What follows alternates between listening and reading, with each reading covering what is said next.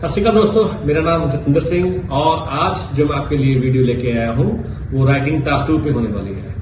इस वीडियो में मैं आपको बहुत ही क्लियरली बताऊंगा कि कैसे 7 बैंड स्कोर करने हैं या 7 से ऊपर। ये वीडियो बहुत ही इंटरेस्टिंग होने वाली है। बहुत से बच्चे जिनको 777 की जरूरत होती है उनको ये नहीं पता होता कि 7 बैंड उनके राइटिंग टास्क में क्यों नहीं आ रहे। इस वीडियो से आपको वो हर बात क्लियर हो जाएगी कि आपने राइटिंग टास्क कैसे लिखना है और उसमें क्या कमियां रहती है जिससे आपके 7 बैंड नहीं आ पाते।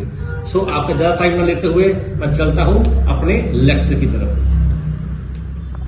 सबसे पहले मैं आपको बताना चाहूँगा कि अगर आपकी इंट्रोडक्शन इंप्रेसिव होगी तो आपके 7 बैंड आने के चांसेस बढ़ जाते हैं। अगर आपकी इंट्रोडक्शन सिर्फ रीफ्रेज होगी तो उनको पता है एग्जामिनर को कि आपको इंट्रोडक्शन लिखनी नहीं आती, आपने सिर्फ क्वेश्चन को रीफ्रेज किया है, वो आपका लेवल समझ आएगा 6.5। आपको इंट्रोडक्शन में बहुत ज़्यादा नहीं लिखना, एक सेंटेंस और उसको रीफ्रेज करना है क्वेश्चन को उसके बाद, लेकिन आपको समझ आनी चाहिए।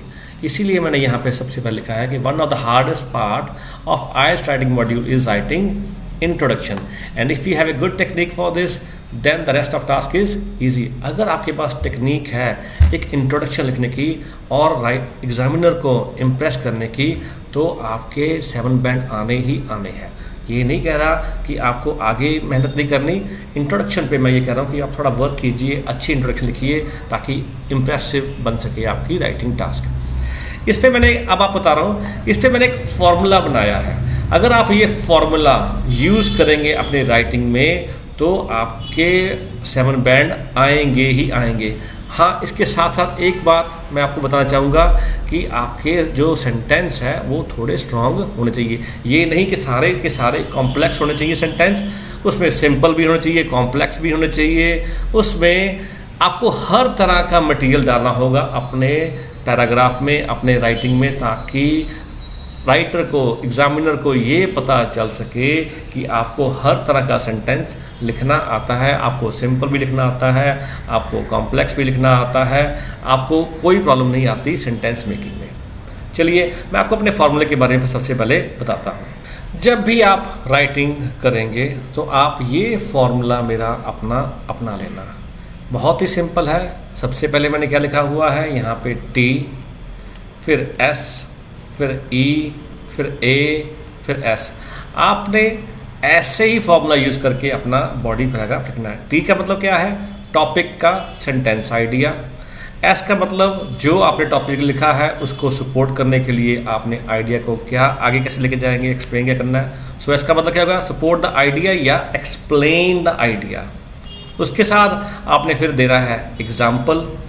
फिर उसके बाद आपने इसका ऑल्टरनेटिव मीन्स एक और उसको सपोर्ट करने के लिए सेंटेंस देना है, आइडिया को सपोर्ट करने के लिए एक और लिखना है, और जो ऑल्टरनेटिव आइडिया आप देंगे उसको भी आपने सपोर्ट करना है, उसको भी आपने एक्सप्लेन करना है। मैं आपको आगे वीडियो में बताऊंगा कि ये कैसे आपने यूज करना है।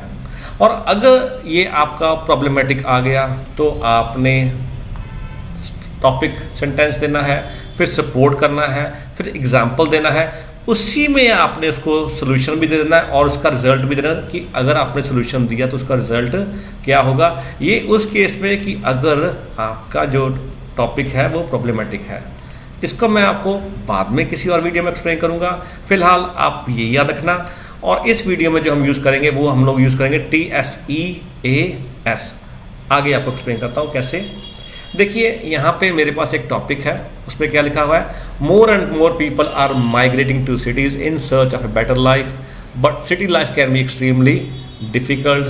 आपने इसमें क्या करना है? आपने एक्सप्लेन करना है some of the difficulties of living in a city. How can governments make urban life better for everyone. So आप देखिए कि जो मैंने ऊपर फॉर्मूला दिया है उस फॉर्मूले को मैं कैसे नीचे यूज करता हूँ।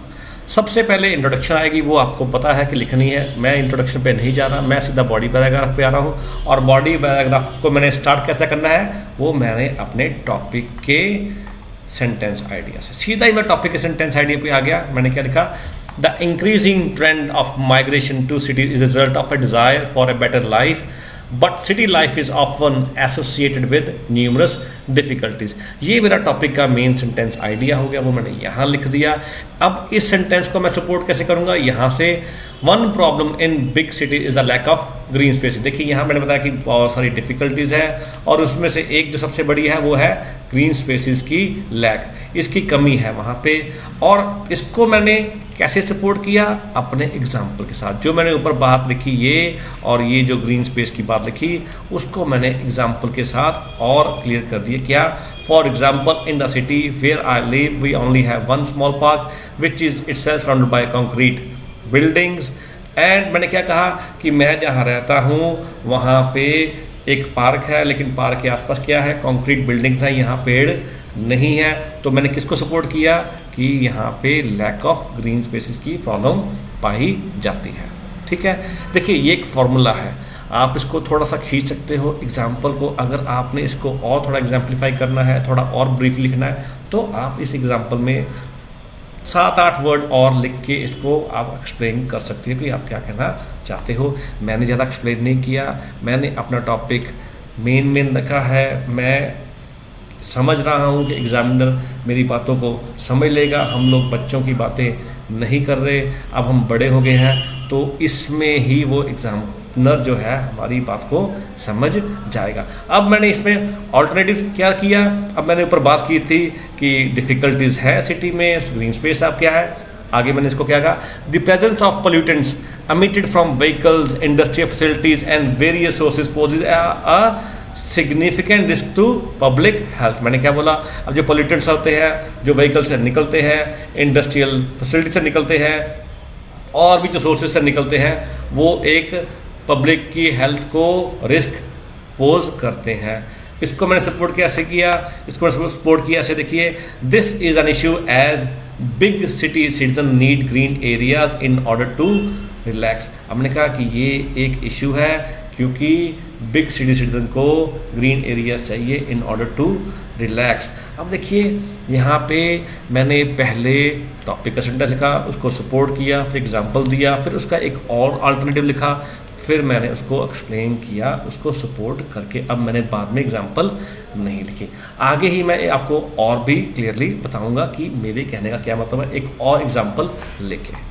अब आगे मैं आपको एक और टॉपिक लूँगा और उसको एक्सप्लेन करूँगा कि आपने बॉडी पैराग्राफ उसमें कैसे लिखना है। यहाँ पे मैंने एयर ट्रैवल का लिया है और यहाँ मैंने पूछा कि आप एग्री करते हो या डिसएग्री करते हो कि एयर ट्रैवल जो है वो पोल्यूशन बढ़ाता है। देखिए यहाँ पे मैं आपको बताऊँ, जो मैंने आपको फॉर्मूला दिया है, आप ट्राई कीजिए, try experimenting with other combinations but always put the topic sentence first. ये वाला जो सेंटेंस है ये हमेशा ही सबसे पहले लिखिए, उसके बाद आप अपना कॉम्बिनेशन जैसे मर्जी कर दिए। ये एग्जाम्पल अगर आपने बीच में डालनी है बीच में डालिए, इसको एंड में डालना है एंड में डालिए, आपकी मर्जी है। आप डिफरेंट कॉम्बिनेशन अपना सकते हैं जैसे आपको ठीक लगे, पर मेरा जो फॉर्मूला है वो यही रहेगा, TSEAS। अब देखिए मैंने बॉडी पैराग्राफ में कैसे स्टार्ट किया अपना टी वाला topic sentence. Air transport is one of the most widely used, versatile and advantageous modes of transport compare to other transportation options. अब मैंने यहाँ पे क्या लिखा है कि मैंने लिखा है कि जो एयर ट्रांसपोर्ट है वो बहुत ज़्यादा यूज़ होती है वाइडली, ये वर्सेटाइल है, एडवांटेजियस है बाकी ट्रांसपोर्टेशन के कंपेरिजन के साथ। अब जैसे बस में जाते हैं उसकी अपनी प्रॉब्लम है, ट्रेन में जाते हैं उसकी अपनी प्रॉब्लम है, लेकिन एयर की क्या है कि एयर हवा में जाता है तो इसकी वर्सेटाइल है, ये तेज है, तेज मोड है। But however air travel does have a drawback in air pollution. अब इसका एक प्रॉब्लम है कि इसकी साथ एयर पोल्यूशन भी बढ़ती है। तो देखिए टॉपिक पर ये था, इस टॉपिक को मैंने टॉपिक का मेन आइडिया सेंटेंस पहली पैराग्राफ के स्टार्ट में यूज़ कर लिया। वही फार्मूला जो मैंने आपको बताया था, ये फार्मूला इसी को मैं आपको बताऊंगा कि कैसे यूज़ करना है। अब इसको मैंने सपोर्ट कैसे किया, देखिए कैसे सपोर्ट कर रहा हूँ मैं। अपनी जो बात की मैंने बोला the power required for a plane to take off and fly to its destination cause a huge amount of fuel to be burn. अब मैंने क्या लिखा है, जो पावर चाहिए एक प्लेन को उड़ने के लिए और अपने डेस्टिनेशन पे पहुंचने के लिए, ये क्या करता है, causes a huge amount of fuel to be burn. अब ये क्या करता है, बहुत सारा फ्यूल बर्न करता है। अब इसी को जो मैंने सपोर्ट किया उसको मैंने एग्जाम्पल के साथ क्लैरिफाई कर दिया कि मैं क्या कहना चाहता हूँ। एग्जाम्पल मैंने क्या लिखा, it is believe that 30 million flights are taken each year and this creates a huge strain on the environment. मैंने बताया कि 13 मिलियन फ्लाइट्स ईच ईयर दी जाती हैं और ये इन्वायरमेंट पे बहुत ही स्ट्रेन डालता है। अब मैं अपने जो फॉर्मूले पे स्टिक रहा, मैंने टी टॉपिक का लिखा, उसको सपोर्ट किया और उसको मैंने एग्जाम्पल दिया। इसके बाद मैं आगे ऑल्टरनेटिव दे रहा हूँ। देखिए मैंने क्या लिखा यहाँ पे मैंने लिखा है कि further more airplanes require airport and airports cause a lot of stress. मैंने वो लिखा कि एयरप्लेन्स को एयरपोर्ट चाहिए और एयरपोर्ट्स क्या करते हैं, ये कॉजेज करते हैं लॉट ऑफ स्ट्रेस। और उसको मैंने देखिए सपोर्ट कैसे किया, अगर तो मेरे पास सेंटेंस होता तो मैं सेंटेंस के साथ सपोर्ट करता, और यहाँ मैंने एग्जाम्पल के साथ उसको सपोर्ट कर दिया। मैंने क्या बोला, for example the sound pollution airports leak can prevent local families from sleeping properly. अब जो मैंने बोला कि जो साउंड निकलती है जो एयरपोर्ट से, वो कई लोगों की नींद हराम कर देती है। अब देखिए यहाँ पे मैंने एक अपना कॉम्बिनेशन लिया। आपको मैंने बोला कि आप अपना कॉम्बिनेशन बना सकते हो, पर यहाँ पे मैंने अपना कॉम्बिनेशन बना थोड़ा चेंज किया। मैंने क्या किया, इस ऑल्टरनेटिव को भी एक्सप्लेन किया अपने एग्जाम्पल के साथ। अब यहाँ पे देखिए, जब यहाँ पे एग्जाम्पल दे रहा था तो मैंने लिखा नहीं है फॉर एग्जाम्पल, मैंने एग्जाम्पल तो दिया पर यहाँ पे मैंने लिखा नहीं फॉर एग्जाम्पल, मैंने उसको एज ए सेंटेंस यूज़ कर लिया। इस सेंटेंस को सपोर्ट करने के लिए एग्जाम्पल देना था तो मैंने दिया, लेकिन यहाँ पे फॉर इंस्टांस फॉर एग्जाम्पल नहीं लिखा, पर यहाँ पे भी मैंने एग्जाम्पल दिया पर यहाँ फॉर एग्जाम्पल लिख दिया। अब मैंने क्या किया, एग्जामिनर को ये नहीं पता लगने दिया कि मैंने दो एग्जाम्पल यूज़ की है। मैंने यहाँ पे फॉर एग्जाम्पल यूज़ करके एग्जामिनर को क्लियर कर दिया कि यहाँ एग्जाम्पल लिख दिया है, और ये मैंने अपने सेंटेंस को आगे एक्सप्लेन किया है और मैंने अपने सेंटेंस को खींचा है। यहाँ पे लिखा तो एग्जाम्पल ही है, लेकिन मैंने ये शो नहीं होने दिया कि मैंने एग्जाम्पल लिखा है। तो ये भी आप एक कॉम्बिनेशन आप यूज़ कर सकते हो ताकि आपके अच्छे नंबर आ जाए और एग्जामिनर को भी क्लैरिटी हो जाए कि जो आप लिख रहे हो उसको आप सपोर्ट कैसे कर रहे हो। चलिए एक और मैं आपको तरीका एक और देखता हूँ, थोड़ा सा एक छोटा सा लेता हूँ ये वाला, और फिर मैं अपना वीडियो कंक्लूड करता हूँ। देखिए यहाँ पर मैंने क्या किया है, now you have seen one effective way of combining these body paragraph ingredients. Here is another variety, ठीक है, which is essential, जो कि essential भी है। ठीक है जी, कैसे कि लिखा मैंने यहाँ पे, अब मैंने यहाँ पे बेनिफिट्स के बारे में लिखा। अब मैं अगर बेनिफिट्स पे होता एयर ट्रैवल की, पिछले जहाँ पे यहाँ पे मैंने उसके डिसएडवांटेज लिख दिए, थोड़े ड्रॉबैक्स लिख दिए, पर यहाँ पे मैंने एडवांटेज लिखना है तो मैं इसको कैसे एक्सप्लेन करता हूँ। यहाँ पे मैंने क्या लिखा, one of the most significant benefit of air travel is speed. अब मैंने यहाँ बताया कि उसका सिग्निफिकेंट बेनिफिट क्या है, स्पीड है। उसको मैंने सपोर्ट कैसे किया, देखिए यहाँ सपोर्ट किया मैंने, most aircraft nowadays are able to travel faster than any other mode of transport and they do not have to deal with the same obstacles as on land. उनको वैसी ऑब्स्टेकल्स की नहीं झेलना पड़ता जैसा कि लैंड पे बसों को या फिर कई बार ट्रेनों को झेलना पड़ता है। और इसको मैंने एग्जांपल कैसे दे दिया, टू इलस्ट्रेट, मैंने यहाँ पे इलस्ट्रेट यूज़ कर लिया, पहले एग्जांपल यूज़ किया था, यहाँ पे मैंने इलस्ट्रेट यूज़ कर लिया। To illustrate this speed, a journey from London to New York by air takes just 10 hours. अब मैंने कहा ये स्पीड का मतलब क्या है, स्पीड का मतलब है कि हम लोग लंदन से न्यूयॉर्क 10 घंटे में जा सकते हैं हम लोग। अब इसको मैंने एक्सप्लेन करने की ज़रूरत नहीं है कि बाय सी इतना घंटा लगेगा और कोई रास्ता है तो इतना घंटा लगेगा ना, मैंने बस इतना बता दिया, इलस्ट्रेट कर दिया कि मेरा स्पीड से क्या मतलब था। मेरे स्पीड से मतलब था कि उसको 10 घंटे लगते हैं और अगर मैं शिप में जाता तो पता नहीं कितने दिन लग जाते। तो मैंने स्पीड को यहाँ पे एग्जाम्पलीफाई करके बता दिया। अब मुझे ज़्यादा खींचने की ज़रूरत नहीं है, छोटा सा एग्जाम्पल दे दिया स्पीड के बारे में और यहाँ से मैं नेक्स्ट ऑल्टरनेटिव सेंटेंस यूज़ कर सकता हूँ।